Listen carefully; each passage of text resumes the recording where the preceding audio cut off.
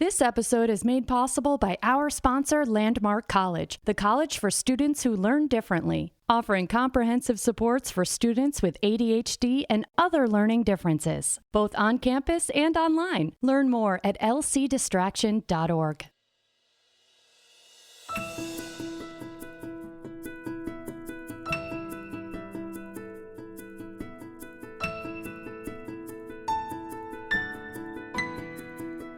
Hello, everyone. Welcome to Distraction. I'm your guest host, Alisyn Camerota. We're continuing the conversation about suicide today with my guest, Dr. John Draper. He's the project director of the National Suicide Prevention Lifeline Network and the father of a 21-year-old daughter. And in my last episode, John and I talked about the alarming rise in suicide attempts in girls aged 12 through 17 during the pandemic, so just in the past year. And today, we talked about some of the worries he had about his own daughter and depression, and how the shortage of mental health care resources in this country means that it's kind of up to all of us to help kids who are in crisis.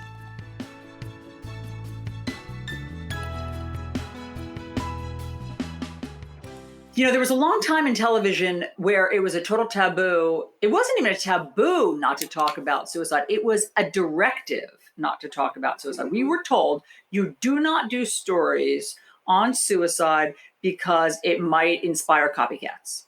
And I mean, for decades, I adhered to that directive, basically. And then I remember you and I talking that actually there was a different way to handle it. That by not talking about it, I don't know if we were helping. And that you were saying that there is a productive way to talk about it. You know, you don't have to just pretend it didn't happen. I mean, in news, literally, there would be some important story, but if it ended in suicide, we didn't cover that story. Well, I would say that what we're doing right now and what you're initiating right now is the most productive thing that media can do. Look, from a public awareness standpoint and from a policy-making standpoint, talking about a problem that is really a public health issue like suicide is, you got to talk about it, and you can't hide it because it needs to be addressed and supported in policy. But what we do know, Alisyn, is that there's no good way to talk about something like suicide. It specifically, there's better ways. There's better ways. But what we have seen time and time again is, yes, the more we talk about suicide, the more we talk about it as an epidemic, and the more there's the sense of hopelessness. If we have a balanced approach that says, yes, this is a problem and it can be prevented, and here's how. It's the and it can be prevented, and here's how. If we just talk nothing about the deaths from heart disease, deaths from cancer, it would feel pretty hopeless for anybody who suspected that they had cancer or heart disease. But it's the but and the and next to that help people say, okay, I can go get help. I need to go do something about this now. And that's what we also have to do with suicide is it's the and suicide can be prevented if you can get help and there is hope and healing. And here are examples of that. You and I talking about suicidal thoughts and people getting through them is actually a lifesaver. There is media that says, or research on media out of Austria that has been repeated that shows that when people talk about being in a suicidal crisis and thinking about suicide and then finding ways to cope through it and get through it to the other side, people exposed to those stories feel more hopeful and they see a reduction in suicide rates, which is the opposite effect when you see nothing but reporting on suicide. That's really heartening. I mean, I believe that, of course, that makes perfect sense. And I'm happy to help that because we seem to be in some sort of weird, horrible downward spiral. And John, another question I've always wanted to ask you, how do you cope? Is this, I mean, the fact that you've given so much of your life to this topic and that you are so steeped in it and know so much about it, do you get depressed? Oh, gosh, not related to this. I do have a nature that is fairly resilient, but I have many people close to me, including my daughter, that have struggled. And, for me, I'm surrounded by, when for every one person who dies by suicide, there's over 300 people who think about suicide and who don't kill themselves. And most of them get better. Those are the stories I hear and I see and I'm a part of. The rest of the public is not. So when I tell them what I do, they say, oh, that must be just depressing. No, I'm not in the suicide business. I'm in the suicide prevention business. I get to see all that hope, healing, and recovery that you're not hearing about, that the media does need to promote.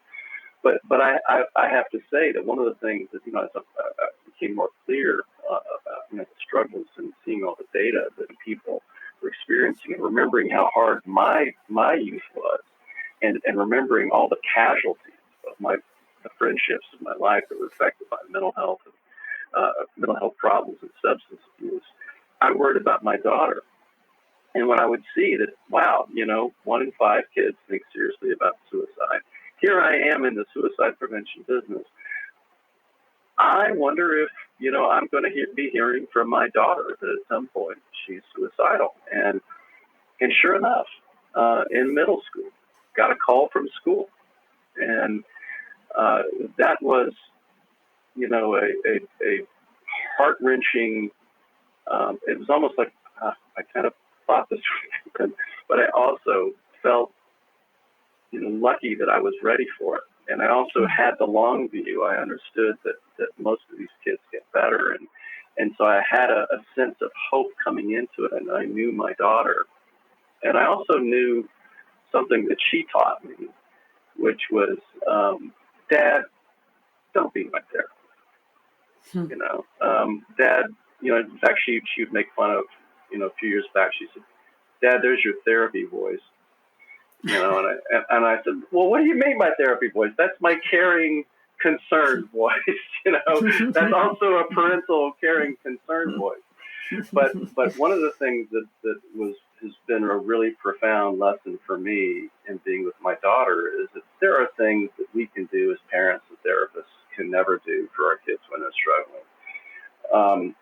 A therapist can never say to their kid, I love you, and you are never going to be alone with this. I'm going to always be there for you. And those are life-saving words. And that's what I can bring to my daughter whenever she has rough times. And thankfully, she's doing amazing these days, but she's had some serious struggles. And we've been fortunate enough to get her and give her the help that she needs. But and she's thriving now.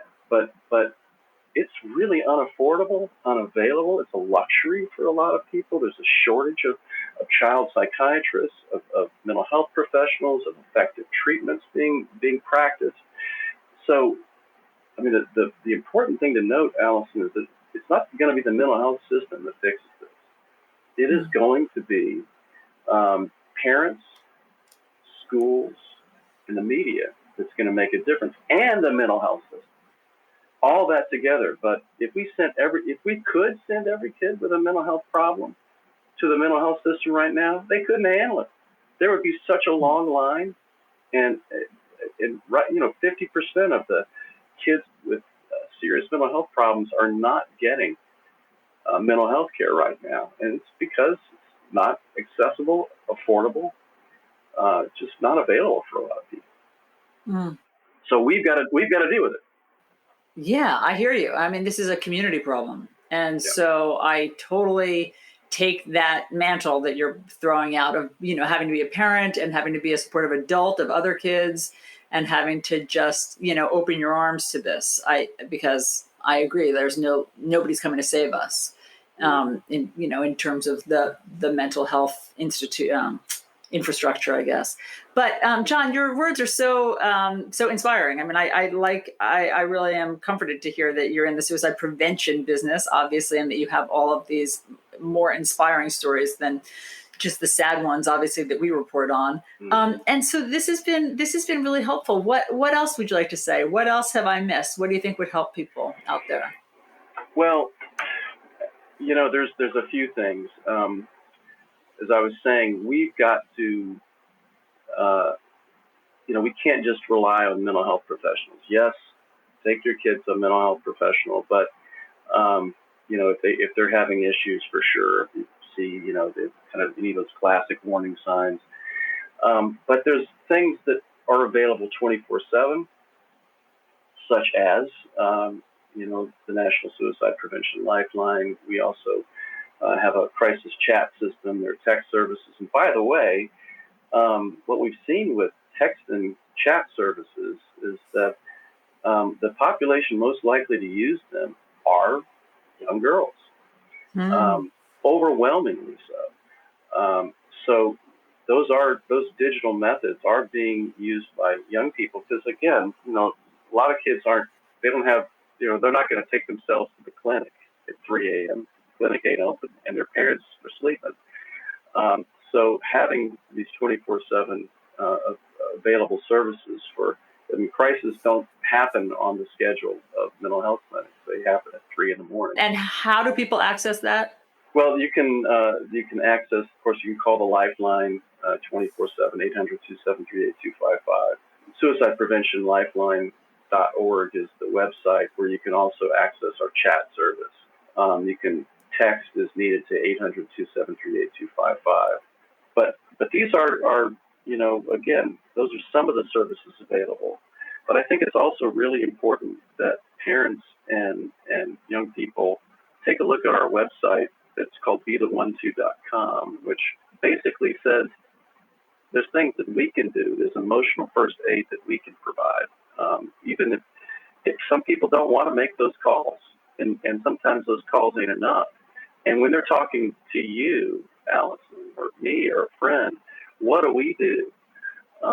And BeTheOneTo.com gives these kind of 5 steps that people can take. Essentially, be sure that you ask a person seriously how they're doing, and if they're feeling hopeless and helpless and talking about death, ask them if they're thinking about suicide directly. Then listen to them non-judgmentally. Don't try to fix the problem, but let them talk about what's hurting them, and let them know that you're going to be there for them and that they're not alone.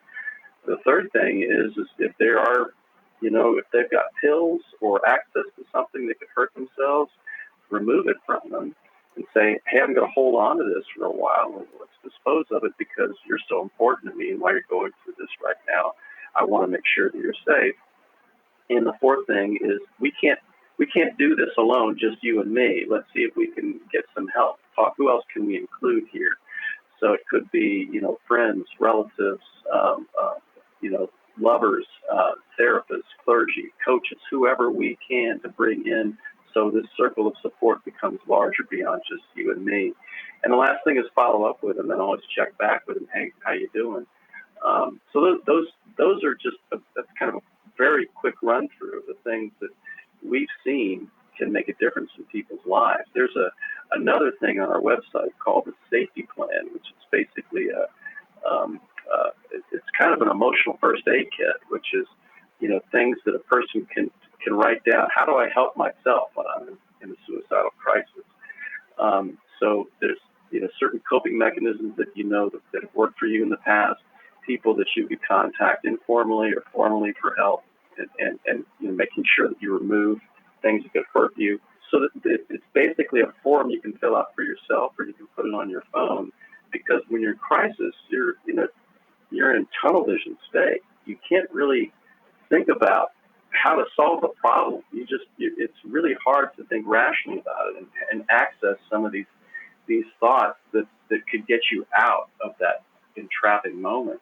So having this kind of coping plan, this emergency first aid kit for emotional crises is really important. It's called a safety plan, and it's also on our website, and research has been really strong that shows that can reduce suicidality. So those are a few things. There's a lot more I think we can be doing in the school settings, which, to be clear, where they've mandated social emotional learning and have school services for mental health, have trained teachers, have trained peers, provide curricula in class around mental health. Where they've instituted those, they've seen a reduction in suicide and substance abuse. So if you think about all the time we spend in schools, Alisyn, 8 hours a day, those are where all the peers are, all the things we were just talking about. They're all there, and the teachers, but they're not talking about mental health in a way that's really useful. John, it's so interesting that you say this, because I have been thinking,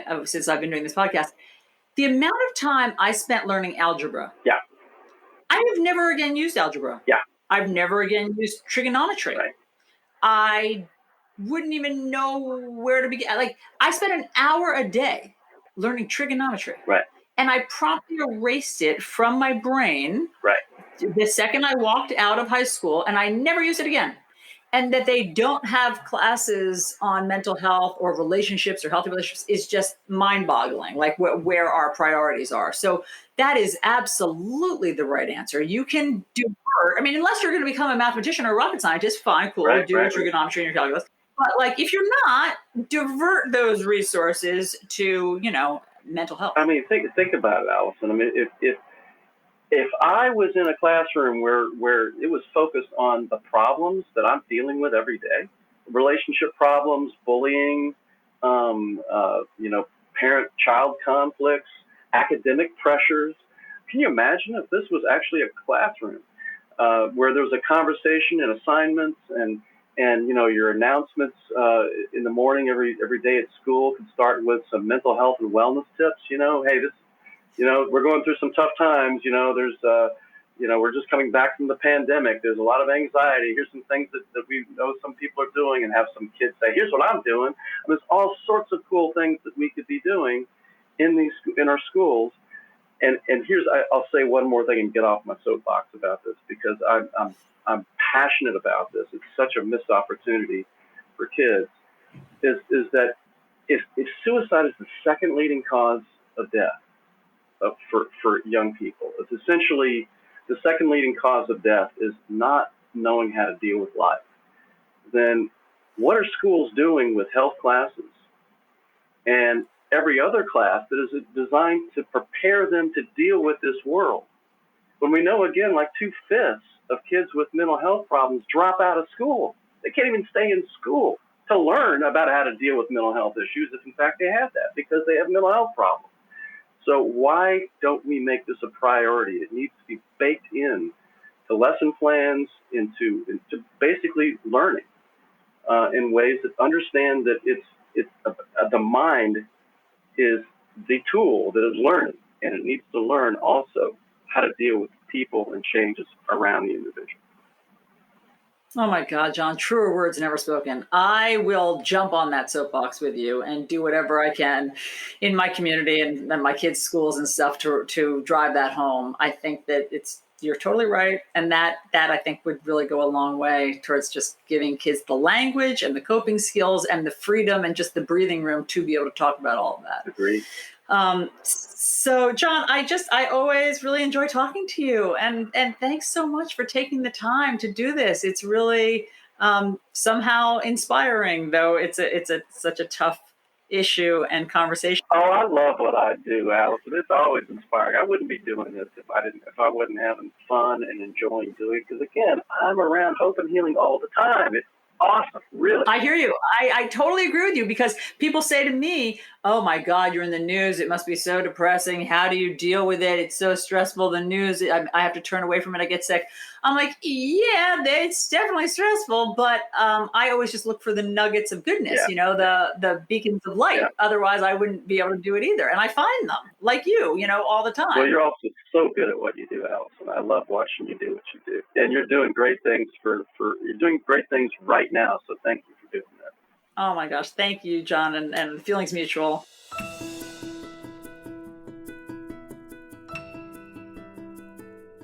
So that was such an important conversation. Again, I always really like talking to John.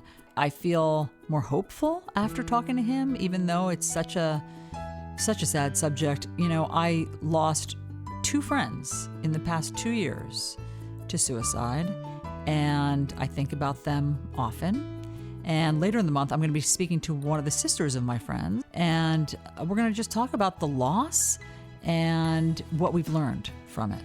So please, if you're having suicidal thoughts or struggling, call the National Suicide Prevention Lifeline at 1-800-273-8255, or you can go to suicidepreventionlifeline.org. This is free, it is confidential, it is support 24 hours a day, so please use this service. And remember to subscribe to Distraction wherever you get your podcasts so you don't miss a single episode. And please share your feedback with us. Email connect@distractionpodcast.com. I'm Alisyn Camerota, and thanks so much for listening. Distraction is created by Sounds Great Media. Our producer is Sarah Gurton, and special thanks to Emma Marshall, Melissa Blum, and Caitlin Goldsmith.